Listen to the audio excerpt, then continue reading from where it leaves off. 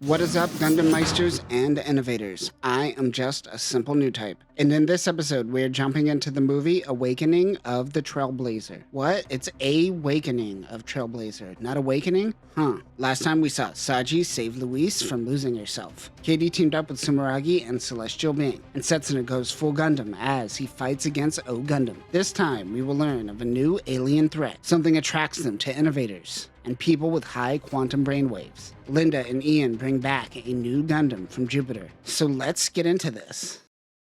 Before we begin, we need to talk about Alia's plan. He mentions at the end of Season 2 that the reason humanity needs to become Innovators is because of, you guessed it, aliens. Essentially, he believed that humans needed to ascend before meeting other life forms. Can you guess what we are about to see in this movie? AD 2314. Lindy Vashti has returned from the Jupiter sphere after being gone on an expedition for 2 years. During her adventure, she has created 2 new GN drives designed to be used in a twin drive system with a new Gundam. Linda and Ian are reunited. She shows them the new 00 Quant. More on this soon. Meanwhile, Axis is being destroyed. It totally looks like Axis. We return to the final battle during Season 1, where Setsuna is fighting Alejandro in the Alvatori and Alvaron. Setsuna uses the Riser's sword to defeat Alejandro. Wait, that isn't right. That is because this is a movie that Saji is watching. Saji catches the people up on the past 2 seasons. He visits Luis, who is in the biggest hospital bed I've ever seen. At L3 Colony SOE, we learned through Shiden that many Middle Eastern citizens were forced to immigrate into the colony. They're being denied access into the colony. With them is also Marina Ishmael. The princess makes a compromise and asks to visit the workers, as they suspect some of them are being forced here against their will. The colony public corporation people she is talking to agrees. As they head to the workers' quarters, they're attacked by Jinx 3s. Out of nowhere comes a flag to support Marina's shuttle. It is Setsuna in the Union Flag Celestial Being version. The CBNGN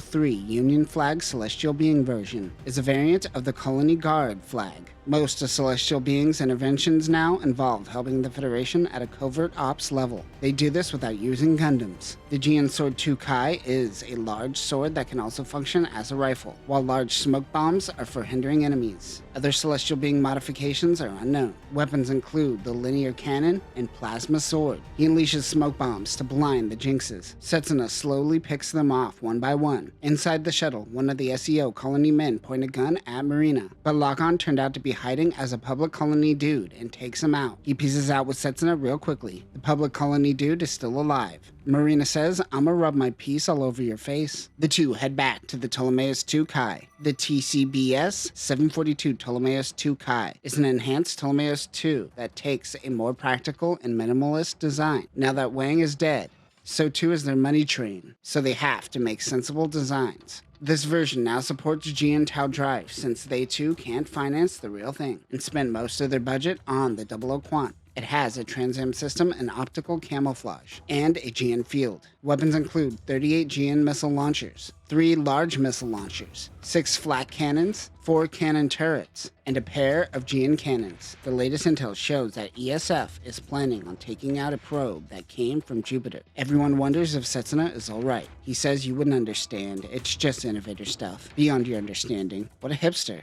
Katie Mannequin and her fleet investigates the Celestial Being mothership used by Ribbons at the end of Season 2. She is rocking the new Volga-class ship. The Volga-class is the successor to the Baikal-class. A pair of MS hangars have been added to expand the port and starboard of the ship and increases its mobile suit capacity. It is powered by 4 GN Tau drives, 2 in each engine. ESF engineers were able to add their own transam system to a cruiser of this size, used mainly for high-speed travel. Weapons include 2 100mm grade dual laser cannons, 14 fixed laser cannons, and a bunch of GN missile pods. She is monitoring the Europa probe that is heading towards Earth, and notes that it is 130 years old. She and Patrick take a shuttle to Celestial Being, where it is used by ESF. They are also working with the Innovators that are still alive, mainly the Bring Stability clones. They are reverse engineering the quantum computer. She meets with a man who is said to be a true innovator. This is Descartes Shaman. They use Patrick's ignorance to explain what an innovator is. Descartes is being used as a lab rat. He says that she wants to see his powers. He was able to read Katie's mind. They let him use the Gatalaza.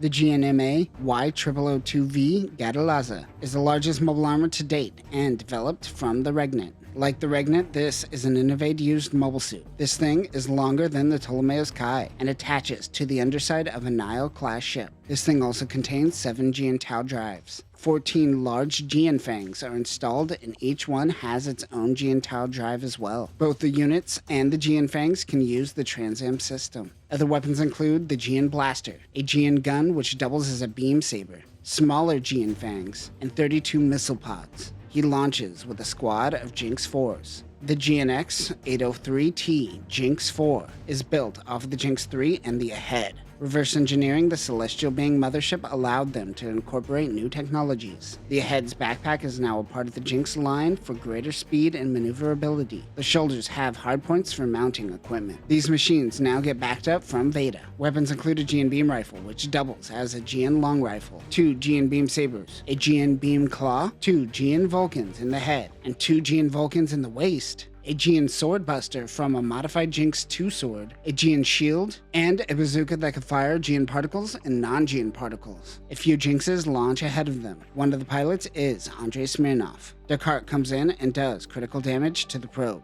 Andrei is amazed by the Innovators' battle. Now that true Innovators are becoming a thing, the president of the Federation is planning for what's to come. Graham, who is no longer Tom Cruise, is talking to Billy, wondering why there is no debris from the probe that fell to Earth. ESF claims it all burned up during re-entry. After the probe breaks up, strange events begin happening. Driverless cars and trains begin to crash. Infrastructure being run on software isn't working properly. Meanwhile, Louise has herself a freakout. Just some PTSD, no big deal. A young girl comes home to find an Innovate after her doorknob terraforms around her hand. Mina Carmine helps with studying the probe debris that fell to Earth. She is all over Billy's GN particles, if you know what I mean. Billy believes that some of the debris is moving or vanishing. Mina will help him, but she needs a database of potential Innovators. Setsuna and Lock-On head to Earth. Alleluia and Madi are living that vagabond life when they stumble onto a power plant. They enter to find crystallized people. A car tries to crash into them. Since the debris came to Earth, Luis's PTSD has been exacerbated. While having a panic attack, Saji looks into her eyes. They look like Setsuna's eyes. That is when an Innovate comes into the hospital room. Saji says, "Welcome to the ring, bitch," and throws a folding chair into the Innovate's helmet. Power is completely out at the hospital.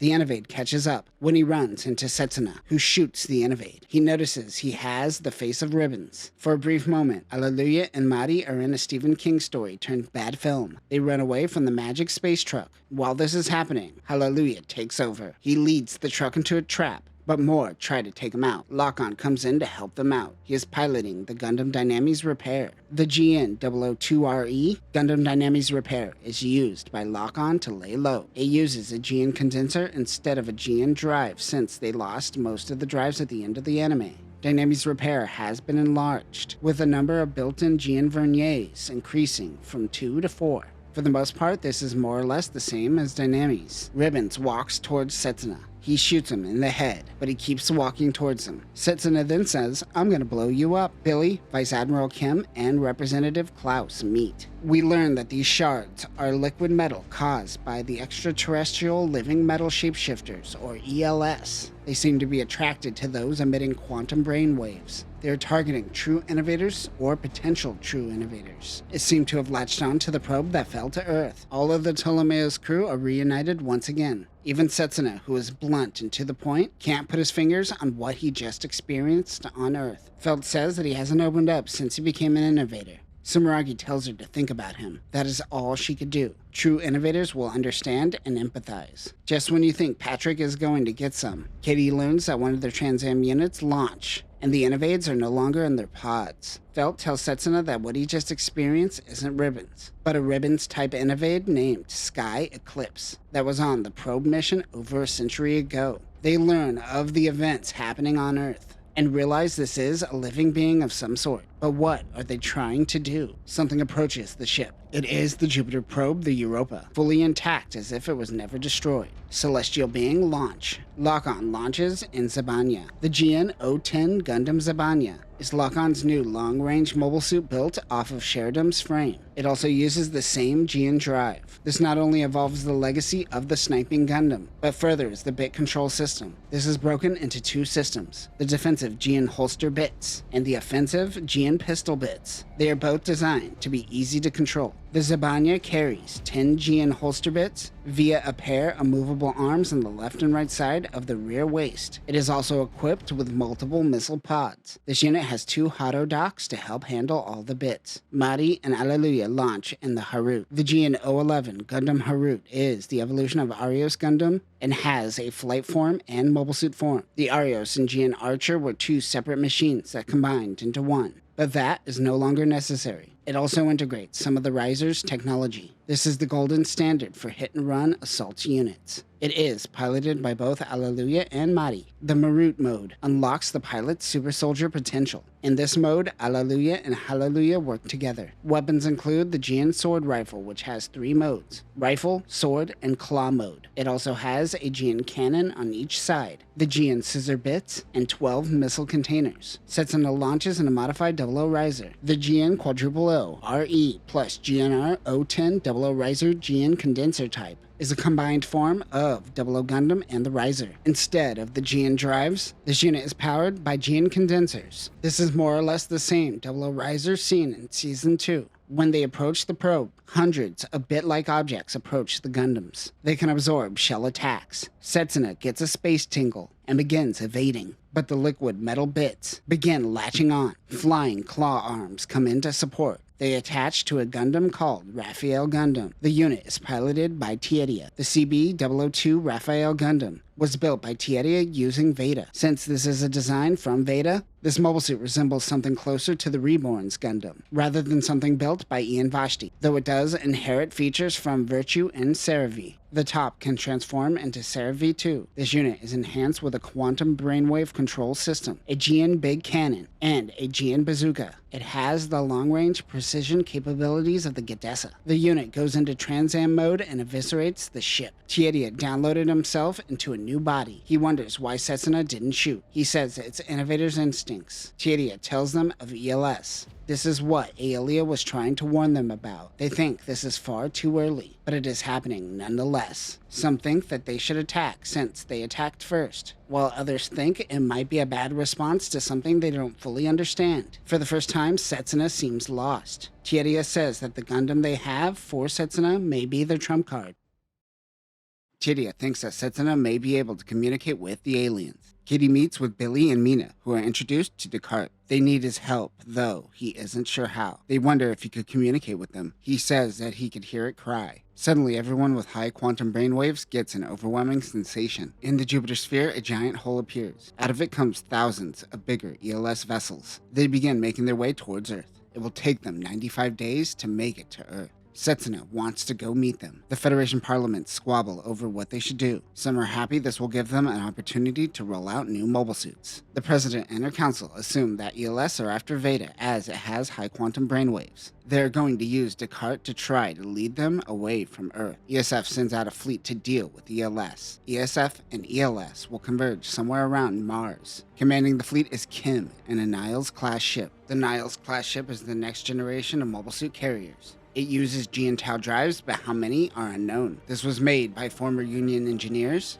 and the design is somewhere in between the Virginia and the Pickel-class ship. Its primary weapons are its laser cannons, 4 on the bow, 4 on the aft, and 2 on each engine. It has docking clamps that we see mainly used to carry the Gatalaza. Other weapons include the flat cannon. It is also equipped with the Trans-Am system. Kim volunteered for this mission because he is trying to live up to the ideals of his old friend Sergei. The Gatalaza and the Jinxes launch, but Descartes takes off on his own. He approaches the ELS swarm and fires. The Ptolemaeus is making its way to the battle. Many Jinx pilots are absorbed. A giant ELS probe crashes into the Niles-class ship, absorbing Kim and his crew. Well, you wanted to live up to Sergei, and he did die on the battlefield, so this one's on you. Descartes fires on the absorbed ship, but it does nothing. A swarm surrounds the Gatalaza. Celestial beings make it to the battlefield and notice the giant swarm forming. They are too late to save Descartes. Well, that character served very little purpose. Setsuna plans on using the Riser system to create a Aegean field increasing quantum brainwaves. He tries to communicate with it. As he tries a typical naked quantum brainwave sesh with ELS, The alien seems to reject him and tries to absorb Setsuna. Tiedia activates Sarah V2 to get the attention of the swarm. The GN008RE Sarah V Gundam 2 is the successor of Sarah V Gundam and is also unmanned. This is technically a rebuild or a Kai, as this was built from the wreckage of Sarah V. This mounts on the shoulders of Raphael Gundam. Tiedia controls the unit via quantum brainwaves. It can self-destruct if needed. Foreshadowing, it can activate the Trans-Am system and is equipped with the GN Bazooka and GN Beam Saber. Tiedia tries to remove the shards from Double O Riser. He rips open the cockpit and grabs Setsuna.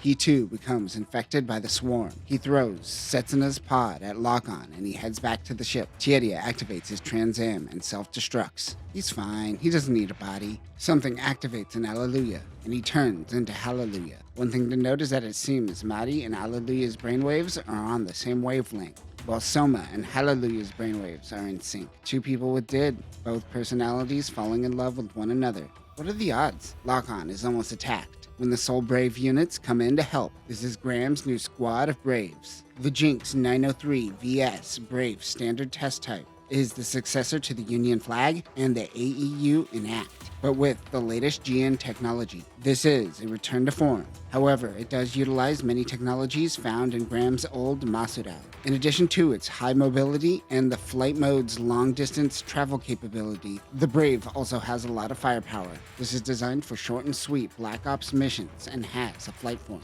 It is mounted with GN Tau Drive. The binders and beam sabers are smaller than the commander type. The Drake Howling GN Beam Rifle allows the unit to use the Tri-Punisher attack that the Susanoo did. Other weapons include Chakram grenades, a GN cannon, a GN machine gun, a 30mm machine gun on each wrist, and 4 GN missiles stored in the legs. This has the Trans-Am system as well. The Jinx 903 VW Brave Commander Test Type is Graham Acker's mobile suit. Like the standard unit, this has 2 GN Tau drives on the back. The standard unit is easier to control than the commander unit and is designed for ace pilots. It also has a slightly longer antenna. This commander unit specifically is designed to be left-handed as Graham is left-handed. This unit has the same weapons loadout as the standard unit. As they begin attacking, the ELS form into a giant ball. The team goes to check on Setsuna, who is in a coma. This was caused by him taking in too much information from ELS. Sumeragi is yelling at Virtual Tiedia for getting his body killed.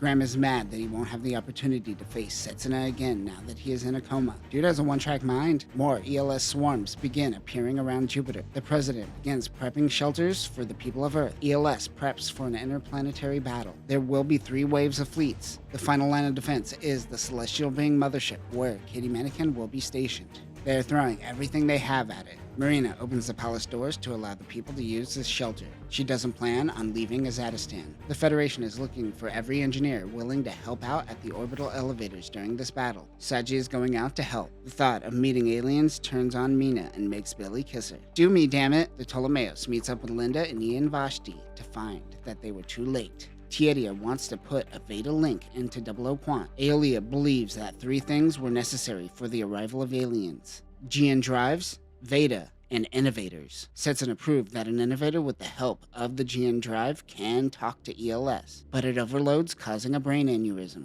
Veda is the 3rd missing link. It can control the flow of information to prevent him from going into a coma. This is all predicated on the fact that Setsuna will wake up, which isn't a certainty. The giant ELS swarm begins advancing. ESF's first wave begins a missile barrage. Once Katie sees how useless this is, she preps the Celestial Being's large megaparticle gun. Oh hey, Andre is here. What have you been up to? Katie fires the cannon on the swarm ball. The swarm begins to fuse with ESF technologies, and they mimic looking and functioning like mobile suits. In this case, Jinxes. One of the Soul Brave pilots go down. ELS then mimics a Nile-class ship. Katie fires the large cannons again at the ball swarm. It deflects the beam like a GN field. It is learning from them. Celestial Beings Gundams come in to help. It seems like Soma and Hallelujah are in charge. Lock-on has extended his bits with the power of Haros. Also, if you read any of the Double O manga, Celestial Being Haros are ghosts in the shell. Some of them are humans inside a Haro body. Just something to think about. The Ptolemy unleashes a missile barrage. Setsuna is battling with his past and his mind. He sees everyone that we have seen died in the series. Felt, feels. The swarms tried to assimilate the Celestial Being cannons. Andre's mobile suit activates its Trans Am, and he is killed in action. Bye, Andre. You didn't get the girl and you died like your dad. Hey, wait a minute, you killed your dad. You suck, Andre. While people die on the battlefield, Setsuna is able to sense all of it. He sees Marina helping her people, as well as Saji helping in space. He then talks to his dead comrades and sees the rose that Felt gave him at the end of Season 2. This helps Setsuna wake up from his coma. Once he is on his feet, he takes off in the new 00 Quant. The GNT 00 Quant is a mobile suit designed for Setsuna after he awakened his true innovative form. It takes a lot of battle data from the 00 Gundam 7 Sword G. The Zabanya and Harut use scrap parts because most of the budget went to using new parts for this new mobile suit. This too has the twin drive system. This is equipped with 6 GN Sword bits, which are controlled via quantum brainwaves. This unit can activate the quantum system and allow a true innovator to unify the collective conscious of everything, encompassing the surrounding GN particles. Other weapons include the GN Sword 5 and the GN Shield. It also has a Veda terminal that produces a tiny Tiedia, just as Patrick is about to be consumed. He is saved by Setsuna. Luckiest guy in the world, man. Tiny Tiedia tells him to head towards the center of the swarm ball. The Soul Brave team comes in to protect him as he gets closer. Lock-On activates his Trans Am and goes full Freedom Gundam on ELS. Alleluia and Hallelujah argue with one another during the battle. As he gets in close, the swarm goes after 00. Setsuna activates Trans Am and uses the GN Sword bits to fire a burst sword. It doesn't do enough damage to penetrate the ball swarm. That is when Graham comes in. He's being assimilated by ELS and is a dead man walking. He activates his Trans Am and crashes into the ball, exposing a hole. Setsuna goes into the gooey center. Sumeragi tells the crew to abandon ship, but they all refuse. Setsuna flies through the alien sperm. He gets to the center and activates the quantum system. Time to go on a trip. You aren't going to need clothes where you're going. He learns that their homeworld is dying, and they sent out a cosmic space eyeball to find a way for them to survive. They need to better understand each other. Setsuna and Tiedia use quantum teleportation and disappear. The ELS stop attacking and form together to make a flower, which looks similar to the flower Felt gave him. Everyone looks on in amazement. AD 2091. A man named E.A. Ray is talking to a young Aeolia Shinberg. This man seems to be the basis for Ribbon's Elmark. He wonders why Aeolia confined himself after inventing perpetual energy, creating quantum computers, and discovering a new particle. He says that the tool they use to better understand each other can also be used to hurt one another. AD 2364. A deep space vessel, the Sumeragi, is planning a trip to explore the galaxy. With them are Sakibures. The GNW 100A Sakibure is an advanced work loader used mainly as a tool, though it is as powerful as a mobile suit. AI has advanced so much in 2364 that there's really no need for humans to pilot anymore, though there are manual versions of this unit. There are 5 variants: the condenser type, ELS type, GN Drive Tau type, human type, and GN Drive type. There are no weapons, but it has a Trans Am system and the quantum system. On board is the girl Ami, who was the first person to get assimilated. The commander of this journey is an older Klaus. In the Middle East, an older Marina Ishmael hears a voice. It is Setsuna. He is still young and with silver hair, so it is assumed he has assimilated with ELS. It took him 50 years, but he was finally able to understand Marina's desire for true peace. And that will conclude Mobile Suit Gundam 00, Awakening of the Trailblazer. I don't have a problem with aliens, but the execution just wasn't there and doesn't add to the end of the series. Alleluia and Mari's story was done, and they were pretty much just hanging out in this movie. They probably should have remained on Earth. Andre was working to become a better man, only to die. I did like the sacrifice that Graham made, however. At least his character built up to that moment. Like it or not, this movie achieves what other Gundam series doesn't. It actually achieves some form of peace, or at least is working together towards that peace. I guess Wing is too, but it is too high concept and Shakespearean to care about the nuance. This in many ways is like Wing if Wing took geopolitics seriously. That being said, it took war to achieve this state and required force through military engineering. Weapons were necessary to create the GN Drive, which was achieved through a military arms race. Even though Setsuna acknowledges that Marina's pacifist ways were right, humanity couldn't get there without war. It mirrors the American space program of the 60s, which was built off the back of World War II. The ballistic weapons we used to kill became the tool to get us into space. Too bad that's all gone now. We aren't done with this universe just yet. We have started exploring Mobile Suit Gundam 00I and will be going through 00P and many other 00 side stories. But that'll do it for now, new types. Remember, peace can't be achieved if there is no conflict, but through conflict comes better understanding. Or at least that's what I'm told. Peace.